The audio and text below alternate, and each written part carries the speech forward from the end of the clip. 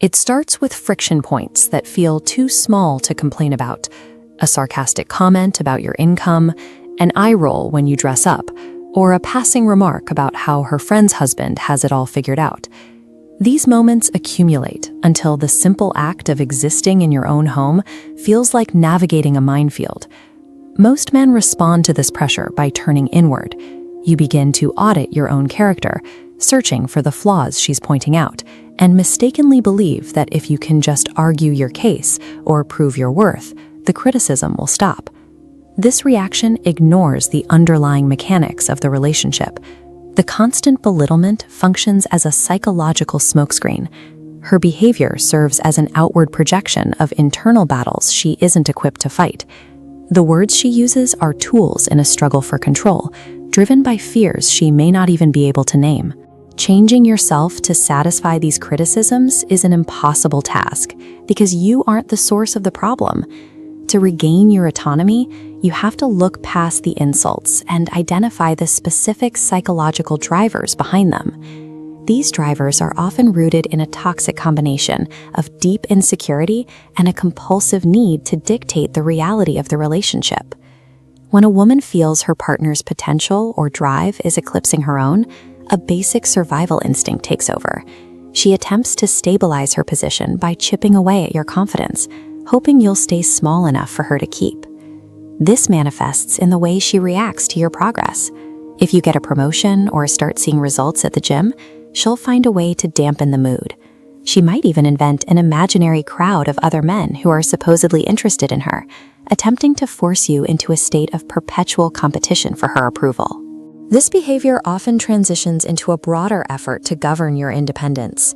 She creates an environment where the standards for success are constantly redefined. No matter how much you provide or how hard you work, she moves the target just out of reach. Over time, this erosion of your success makes you feel incapable of making basic choices without her oversight. Both of these tactics rely on the destruction of your internal compass. When you can no longer trust your own judgment, her emotional state becomes the only metric you have left to follow. Other forms of belittlement are less about control and more about external baggage or the biological need to verify your strength. Sometimes you are simply an emotional punching bag for resentment she hasn't processed. Whether it's frustration with her own career or unhealed damage from a past relationship, she may be projecting her dissatisfaction onto the person closest to her. In these cases, mature communication disappears. Instead of solving problems, she relies on passive-aggressive digs and the weaponization of mistakes you made years ago, using your presence as a release valve for her own bitterness. Beyond resentment, there is a more primal instinct, often described as a core stress test. It is a subconscious impulse to see if the man leading the relationship can actually handle the weight of the world. These tests often arrive as sudden, public challenges to your authority or mocking comments regarding your future plans. While these can feel like a direct attack, she is looking at your reaction to see if your confidence is solid or if it's a facade that crumbles under pressure.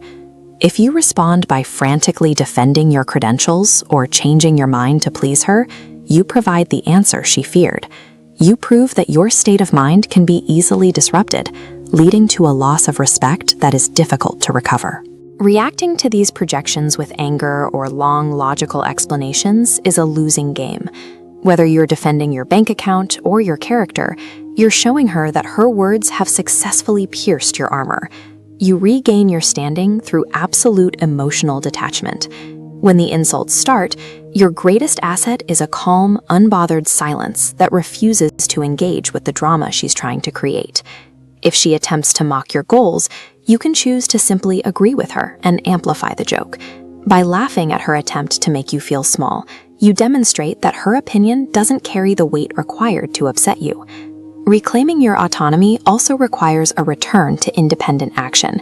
You must make executive decisions for your own life without seeking her permission, while clearly stating that you will not participate in conversations that lack basic respect. A boundary only exists if there is a consequence attached to it. If the disrespect continues after you've set the standard, you have to be willing to walk out of the room or the house immediately, showing her that your presence is a privilege, not a given. This stance forces a resolution. A partner who values the relationship will recognize your strength and adjust her behavior to meet your standard. If she refuses, then her departure simply removes a source of conflict from your life, allowing you to move forward with a woman who respects the man you are.